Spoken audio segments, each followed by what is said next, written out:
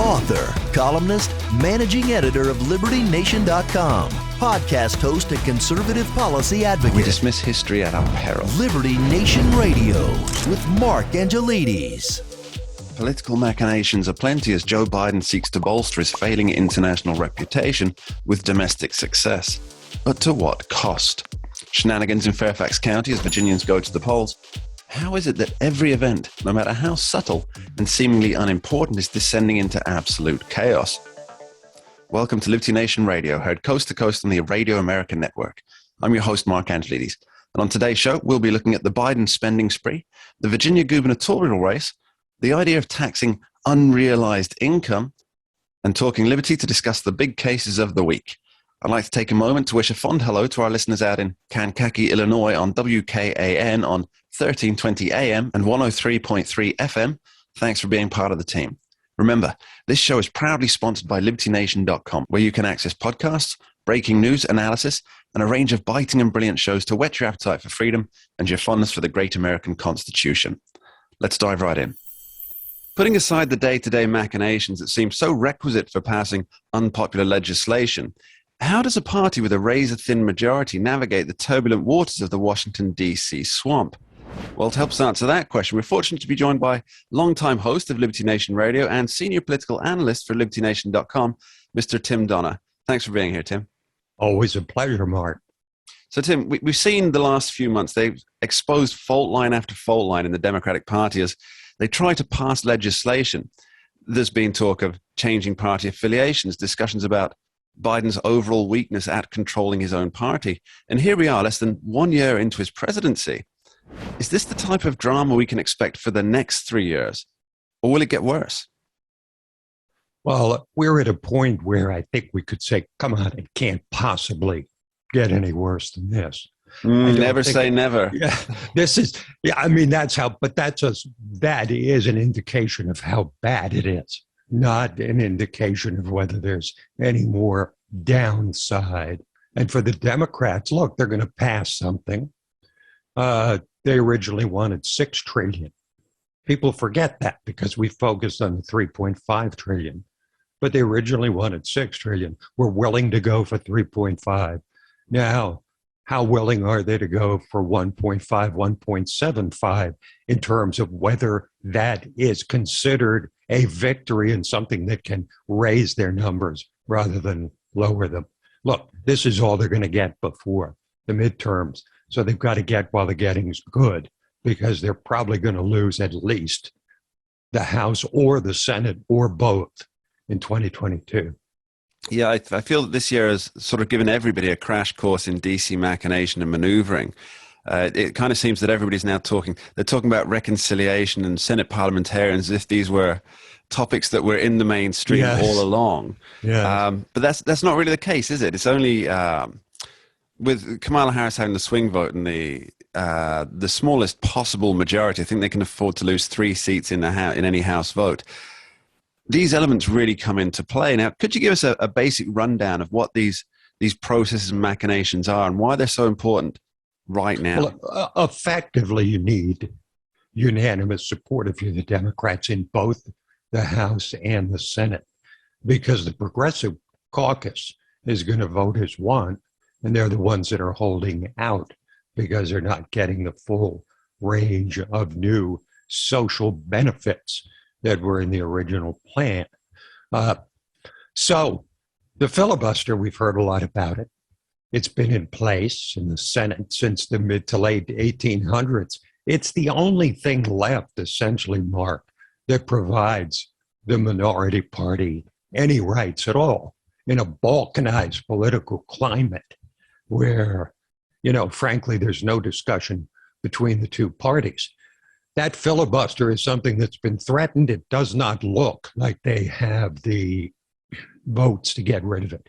They probably, again, have 48, but they probably don't have Manchin, and they probably don't have Sinema.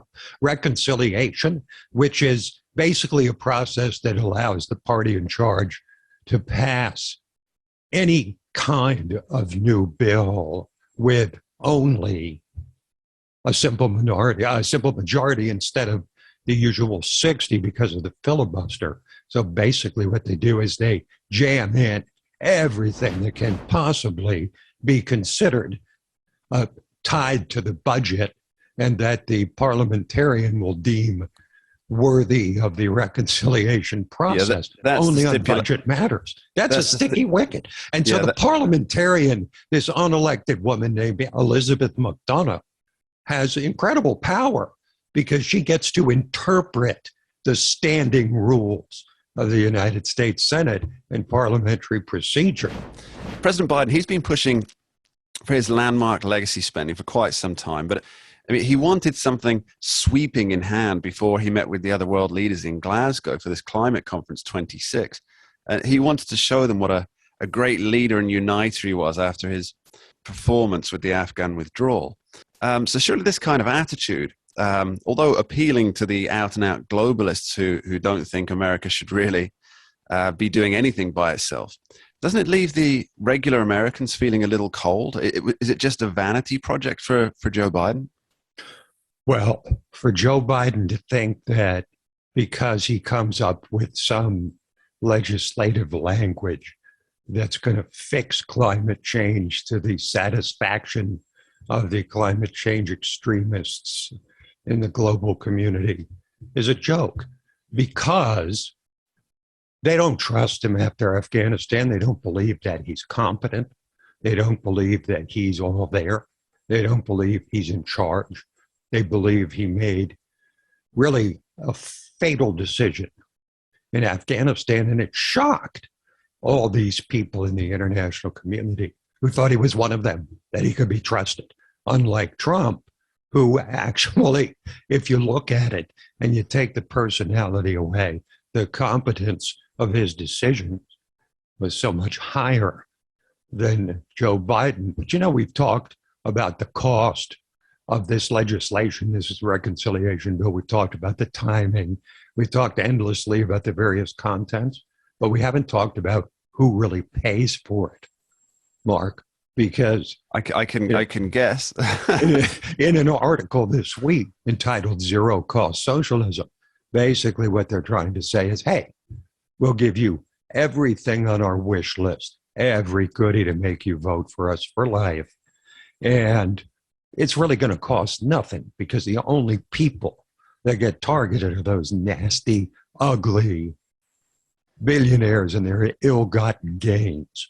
So the fact that they're targeted means it's effectively zero cost. But they say only the rich will pay higher taxes, which is a fallacy, because there's $100 million going forward in new tobacco taxes, for example. Those tax the poorest of people, because the poorest people are the ones who smoke the most cigarettes, right? There's also this odious proposed provision of the bill which would allow them to collect taxes on capital gains that haven't even been realized. In other words, they get their cut before you even get yours. You don't even get the capital gain before they come in and confiscate a high percentage of it. So, all of this is going to come home to roost on them when the reality of this bill, all-you-can-eat buffet of a reconciliation bill, is finally passed. Fortunately, thanks to Joe Manchin and Kristen Sinema, it'll be less noxious than it might have been. Tim Donner, thank you ever so much. Now, don't go anywhere. Later in the show, we'll be talking about how college applicants are ditching whiteness. But before that, after this short break, we'll be back with Lisa K. Donner to figure out what's happening in Virginia's gubernatorial clash of the titans. We dismiss history at our peril. Liberty Nation Radio with Mark Angelides. If it feels like the future of America hangs on the results of the Virginia gubernatorial race between Democrat Terry McAuliffe and Republican Glenn Youngkin, well, that's at least half right. After McAuliffe drafted in every big name to stump for him, this election now appears to have become an intimate referendum on the state of the Biden administration. Polls show a dead even split, or thereabouts, but have politicos made a huge mistake in attaching their legacy to a single contest? Well, to figure this out, we're joined by Liberty Nation Editor-in-Chief Lisa K. Donner, who just so happens to not only be a fount of knowledge on all things political, but also a resident of the Virginia Commonwealth. Welcome back to the show, Lisa. Good to be here, Mark. So it's great to have you on. I've got to ask the first thing. What's happening in Fairfax County, Virginia? Well, there's a little bit of controversy going on in Fairfax County. In fact, we were the first to be on the story. And by way of disclosure, the organization who has filed suit against the Fairfax County Board of Elections is the Virginia Institute for Public Policy, whose president sits on the board of directors of our parent organization. But what VIPP found, and they have filed suit through the Public Interest Legal Foundation, PILF, and they're the ones that have filed suit. But basically, let me tell you what they found. They found that Virginia's Fairfax County elections, and I'm taking this from Scott Cosenza's article, which was exclusive to us, this interview. They voted officials are violating state law in issuing absentee ballots. Election officials are accused of dispensing ballots in blatant violation of identification requirements. So basically what they're doing, Mark, is if you request a ballot online or not in person, you're supposed to give the last 4 digits of your social. Well, they're not requiring that. Now, over in Loudoun County, where all the big school issues are going on, they require it. The whole state has to require it. It's state law. It's in the Virginia Constitution. Yeah, so Liberty Nation's been keeping a very, very close eye on this. You can check out the copy there on site. Now, tell me, why has Joe Biden hitched his wagon so securely to the Virginia gubernatorial? Is this a question of distracting the masses from the other notable failures and issues of his administration? Well, he's clearly trying to make this a referendum on Trump again. Just the other day, he mentioned Trump's name in a speech for McAuliffe 24 times. Right, and I think the reason they're trying to make Glenn Youngkin, the Republican running for governor, out to be a Trumpist is because that's the only way they can kind of get their base going again. They need to get out the vote, and it's very tight, Mark. It's a very tight race. Yeah, if they make this a referendum on Trump, then they have all to gain by going into the 2022 midterms.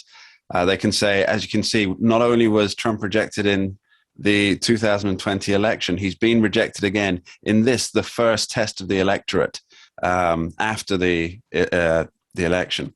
So what are the numbers telling us at the moment, Lisa? Well, the Real Clear Politics average, and I looked at it this morning, and I have it right here. The spread is 0.8 for McAuliffe, and all the polls have McAuliffe up by 1 or more, except for the University of Mary Washington poll. I don't know much about that. But the one poll that I do know a lot about is the Trafalgar group, and that's a pretty good poll. Trafalgar has a 95% confidence in their polls, and they tend to be right. And they have the race between Youngkin and McAuliffe as a dead tie. So that shows you how close it is. Yeah, I think in reality, anything below a 3-point win for McAuliffe will be considered a loss across the country and pretty much a rejection of the Biden administration, I think.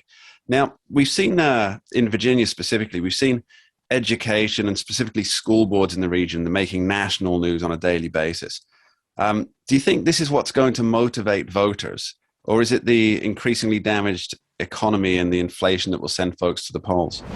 Well, if you look at the demographics, the people that gave Hillary Clinton won Virginia by 5 points and Biden won it by 10. And the people that really crossed over were those suburban women, the women in Fairfax County and in Loudoun County. And of course, Loudoun County has made national news with their uproarious school board meetings and resignations and parent upset. And it's just a holy mess over there. So the county just to my west, Loudoun County and Fairfax County, are the mother lodes. Those are the big counties in Virginia.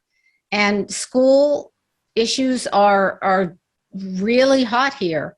And if those suburban women change their tune, that's good news for Glenn Youngkin. So give us the inside skinny. What's happening on the ground in Old Dominion? Are you seeing lawn signs? Lawn signs, they're a great indicator. Yeah, lawn signs really are a great indicator, surprisingly.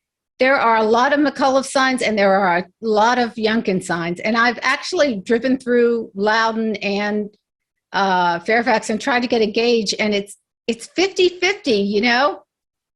A lot of people, I've talked to a lot of Republicans here in Fairfax County. They all think Youngkin's going to pull it out. My husband thinks Youngkin's going to pull it out. Personally, I hate to be Debbie Downer here, but I think McAuliffe might pull it out. It's certainly possible. He has had every Democrat who's not in prison or out of favor come to stump for him. That's quite the troop, although not everybody would be. Not to interrupt, but if you don't require people to have the last 4 digits of their social security number, you know as well as I do, the people without social security numbers are not legal to vote in the United States of America. Exactly. But if they can get their hands on a ballot and vote, you know, I think that's why this whole case by Virginia Institute for Public Policy is so interesting. So all this talk of schools and curricula and of parental input into what the children are being taught, it seems to me that whatever is the final result of the election, whether McAuliffe inches it or Youngkin makes a surprise win, the genie is already out of the bottle. The idea that concerned parents shouldn't have a say in the content and material being taught to their offspring is this toothpaste that, regardless of the results, this is toothpaste that just can't be put back in the tube, right? Right. Well, here in America, we call it toothpaste. But anyway, Mark. What did I call it? Toothpaste, which I thought was kind of funny. But anyway, make no mistake about it. If Glenn Youngkin pulls this race out, that's going to be a big upset. And I think that's why the Democrats are pulling out Obama and Jill and Joe and, you know, everybody out of the kitchen sink at the last minute. Though I'm not really sure what good Biden will do for them, considering his numbers in the polls have been sinking so rapidly. But, you know, if Youngkin does topple the expected Virginia blue, which has come to happen, you know, more and more recently. I've lived here for 30 years. It was a red state when I first moved here. Actually, 35 years ago, it was a red state. And then it turned purple, and now it's been blue for a while. So if Virginia does go red with its governor, and again, keep in mind, the Commonwealth only permits 1 term for governor or a non-consecutive term, which is why McAuliffe gets to run again. But if he does, you know, that's going to be a big deal on the national level. Well, a rising tide lifts all ships, but a sinking president can drag anybody else down with him he wants. Lisa K. Donna, thank you ever so much. Thank you, Mark. Coming up on the show, we're looking at a new law that coerces you to get involved if you witness a crime. But next up, Andrew Moran's joining us to see just how far the administration is willing to go to get your hard-earned dollars from your pocket into theirs. Don't touch that dial. You're listening to Liberty Nation Radio, heard across the Radio America network from our flagship station in the nation's capital, WWRC, in Washington, D.C. I just want to say thanks to you for listening and give a special shout out to those of you on KBKW 103.5 FM, the talk of Grays Harbor, Washington. We dismiss history at our peril. Liberty Nation Radio with Mark Angelides. With news that a brand new tax on unrealized capital gains is coming into play, we have to ask the all-important question: is this a tax on hope? Will it just impact the super wealthy? Or is it going to be, like income tax before it, something that eventually hits us all? Well, to delve deep into this can of worms, we're joined by economist and author, Mr. Andrew Moran. Welcome aboard, Andrew. Thank you for having me. So tell me, this unrealized capital gains, am I right in thinking that this is money that you've not yet earned? Yeah, so let's say I buy shares in Tesla or Apple. Let's say I did 5 years ago, and I accumulated all this capital from it, but I never hit the sell button. But it's still not money I've yet to earn. So it's exactly what it says, unrealized. Once I hit the sell button, then I get all that profit. Then that money actually goes into my account. It's actually liquid. It's money I can utilize. Realized gains, and then of course unrealized losses, as if the stock is going down, it's in the red. But I've yet to hit the sell button. So so realized, unrealized. Unrealized is money you haven't yet made. Realized is money that you have made. All right. So how does this work in practice? What happens if you have a stock that you buy for, let's say, $10, and it shoots up to $100. You're then liable for tax on that $90 profit, right? Under Yeah. this scheme. Then what happens if it drops down to $1? If you've already paid the tax on that, is the government going to hunt you down and give you a refund? I highly doubt that. Although there has been some discussion about using as a tax deduction on the end of the year. But yeah, it's exactly as you say. So if I buy, let's say, I don't know, Suncorp at $25 on January 1st, and it shoots up to $60 on December 31st, then I have to pay $35 a share in taxes. But then the other kicker is that fine, you have this unrealized gains tax, but then when you sell that tax, you hopefully make a profit. You pay tax on that as well. It's completely absurd. It's your double tax on your stock holdings. It's completely unfair. And I know it's supposed to only go after the billionaires, but it's eventually going to seep into other classes as well. Yeah, so let's talk about impact. I mean, who's this going to affect? At the moment, it's being billed that this is a tax on the super wealthy. That's the billing, right? That's the sales pitch. Now, as you and I both know, and everybody really knows, income tax, which was initially meant to be a temporary measure, initially only affected very few people, very, very few. But now, over a period of time, and it's not that long a time, what is it, 107 years since income tax was first brought in the United States. Now it's just about Nancy Pelosi's age, I think, right? Yeah. So now that's just about everybody pays some form of income tax. Is the same thing going to happen here? Yeah, you're exactly right. It was more than a century ago. They had that income tax. It was you had two tax rates, 1% and 6%. It was only supposed to impact 3%. Fast forward to the present, everyone, if you're in any sort of income, you get tax on it. So yeah. So when it comes to this unrealized gains, yeah, the first target is the super wealth of the billionaires. But my prognostication is that it's not going to generate nearly as much revenue as the federal government hoped. And the billionaires are going to use the loopholes, which they should, and they're going to use their accountants, which they should, and they're going to flee elsewhere. And then the government's going to say, okay, you know what? Let's lower the burden to, let's say, 50 to 100 million incomes with 50 and 100 million dollars. And then that's not going to generate enough wealth. And they're going to keep lowering and lowering and lowering it until the Robin Hooders, the men in digital tights, they're going to be taxed to the oblivion too. And then you also have the other issue too, is that, is this going to impact crypto holders as well? Is it going to impact cryptocurrency investors? Is that going to pop a bubble? Is that going to lead to a sell-off? So there's so many uncertainties, and most of them are negative. But also, I'll add one more thing here, is that there's a great quote from legendary economist Milton Friedman, and he said there's nothing more permanent than a temporary government program. And this is exactly it.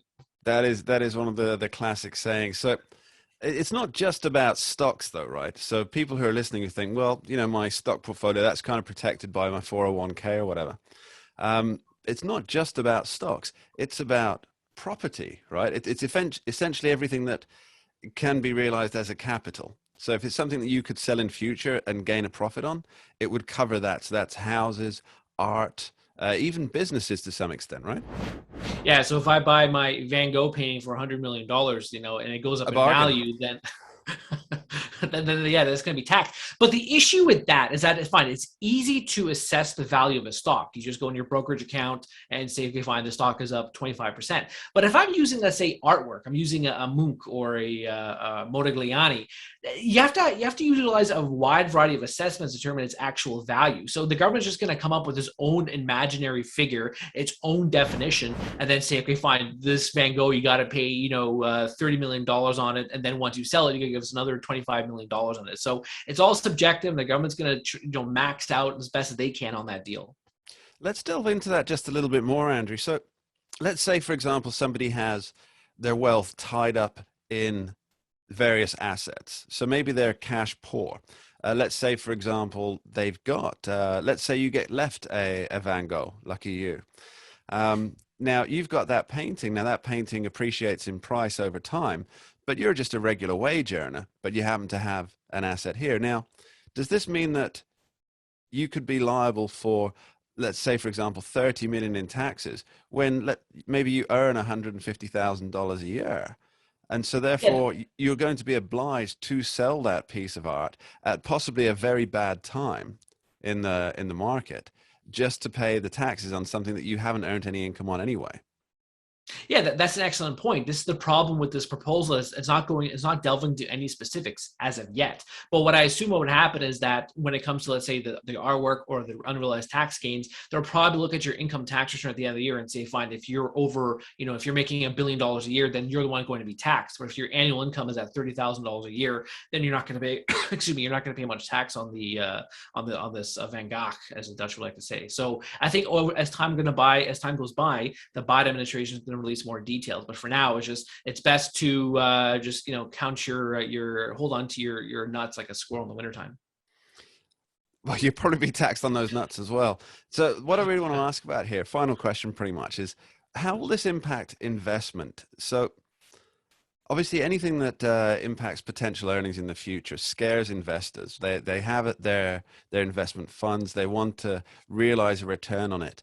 But that's the advantage of only paying capital gains once you make the capital gain, which obviously gives it its name. But if you're going to be paying it on speculative numbers, because you don't know for sure when you can price out of a market, is this going to scare investors away from American markets, not just in stocks, but in entrepreneurial schemes, businesses, things like this? Yes, this is one of the downfalls of this legislation. I don't know if you've ever seen The Wolf of Wall Street and that scene between Matthew McConaughey and Leonardo DiCaprio, and Matthew McConaughey says the financial market doesn't exist. It's imaginary. It's fairy dust. So I think that's exactly how the Biden administration views the financial markets. It's not really real. But this is complete poppycock because the financial markets are critical to economic growth. So if you have this unrealized gains tax on U.S. investors, they're just going to take their capital and go to China. They'll go to Europe. They'll go to Australia. They'll go to New Zealand. They're going to take all their capital. You're going to have a huge exodus. You're going to have massive capital outflows, and that's going to benefit other foreign markets. So it seems like Biden wants to make the world great again, as opposed to making America great again, because all this capital is going to flee. Another important point is that when you own a share, you're owning a share of the company.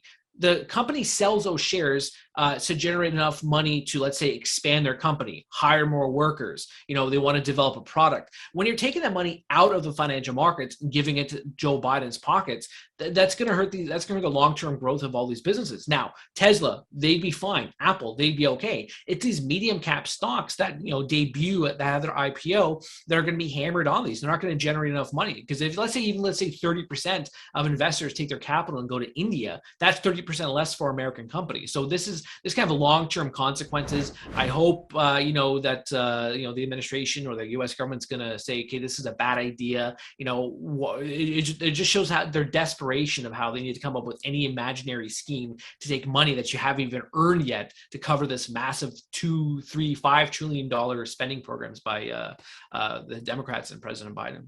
As Sonny Corleone once said, perhaps it's time to hit the mattresses. Andrew Moran, thank you ever so much. Thank you, sir. Right after this short break, we'll be talking Liberty with Scott DeCosenza, asking why so many college applicants see it as detrimental to be white and how the government has encouraged perverse incentives to lie. Don't go anywhere. We'll be right back with Liberty Nation Radio here on the Radio America Network. We dismiss history at our peril. Liberty Nation Radio with Mark Angelides. Welcome back to Liberty Nation Radio, and we are with our special Talking Liberty segment, joined by Mr. Scott DeCosenza to discuss all things legal, liberty, and lunacy. Welcome back, Scott. Hi, Mark. Thank you. So, Scott, let's dive straight into this. Pennsylvania lawmakers are introducing a duty to assist bystander bill.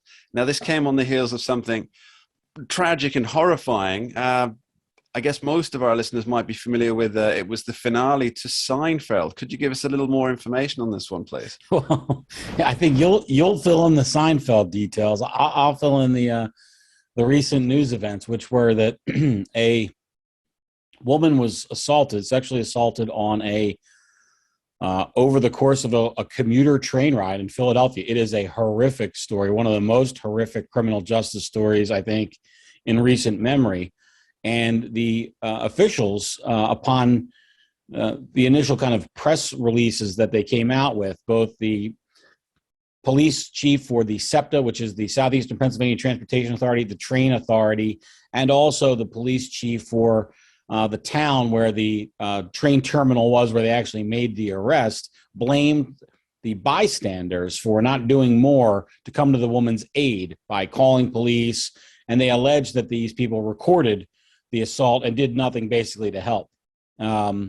Mark said to say, just to pour vinegar on the wound of this attack itself was that the authorities, the ones that are charged with keeping us safe, then of course they blamed other innocents.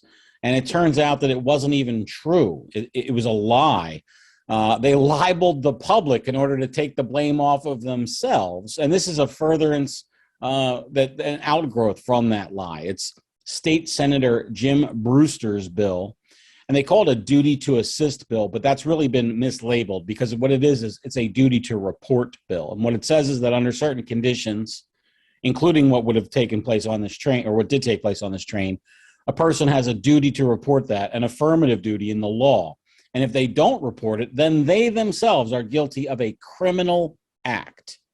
And it's a shocking display of power when you can have a not a guilty mind and not a guilty act, but yet still be willing to throw your neighbor in a cage because you didn't like their response to being the close witness to a violent sexual assault. I think it's really beyond the pale, as you can imagine from my diatribe there, Mark. Yeah, I think the issue here is most people listening would assume that, well, of course, if you saw something like that happening, you would either intercede or report anyway. But I guess the rub of this is that there are certain things that are considered crimes that most people don't want to really be involved with. For example, if they see an argument between a couple, couples have arguments, and now they under this bill would be legally obliged to report this, or they could face criminal charges, even if it were just an argument between a man and a wife. You can imagine, well, what if you didn't know if it was a couple? What if you didn't know if it was a parent disciplining a child and not something worse? You out of an abundance of caution, you'd have to be on the phone of the authorities with regularity to keep yourself in good standing that you weren't then liable for a crime. And, the other thing is we know how horrible the criminal justice system is to the people who are the convicts.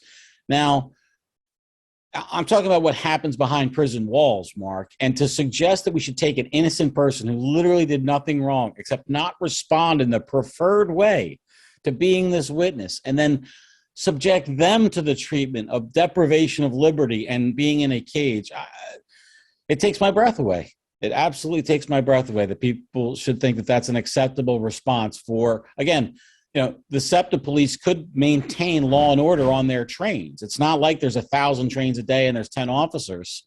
Those people with their generous salaries and defined benefit pensions are sitting back in their offices and not on the trains protecting people. And then when somebody is assaulted in the worst possible way, they take it and blame the few folks who have such fewer resources that they have to subject themselves to being on that train. It's just a pitiful endeavor all in. Yeah, for lawmakers to be introducing bills on something that was, as it turns out, a falsehood anyway, it really shows that there appears to be a war against normal people, and the judiciary is the weapon being wielded. Now, I haven't heard that before, and I like it very much, a war against normal people. Well, you're welcome to use it any time you like. It's a Mark Antonides original.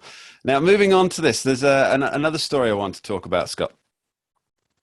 So a poll came out recently, Scott, that showed a little over a third of white applicants surveyed admitted to faking a racial component to their makeup in order to benefit from either a college admission or benefits accrued with that college admission for basically not being 100% white. Could you give us a couple of details on that, please? Yes, white is the disfavored race in college applications, and everybody knows it. And so it's actually such a benefit that's where people are willing to falsify their application by lying about it. A full third, Mark, of these surveyed. Intelligent.com is the name of the site that commissioned the survey. Seems like these are good numbers. And it suggests that just this is so widespread. It's hard to get. I mean, is there more than a third of participation in just about anything? I mean, you think about how many, what percentage of the applicant pool that is who recognize that it's not a fair deal, that they're being discriminated against on the basis of their race, which is illegal in every regard except for against whites. That's the only race-based discrimination that's permissible legally in the United States. Let's delve into this a little bit, Scott, on the legal side. Was what the students admitted to, although I presume they admitted to it through anonymity, right? Is it illegal? Well, it is probably illegal to sign a form at the bottom of which you say, I attest that all the foregoing answers is true and complete to the best of my knowledge and ability, which I'm guessing a lot of these applications say. And then if they say race or ethnicity and you make it up, then that's a bad application, right? You've committed fraud because you've signed your name to attest to the honesty of this thing. Now, maybe they're automated, maybe they're not signed anymore. I don't know. Who knows with the way colleges work today? But you could see how easy it would be to actually make it something that. But here's the thing, Mark.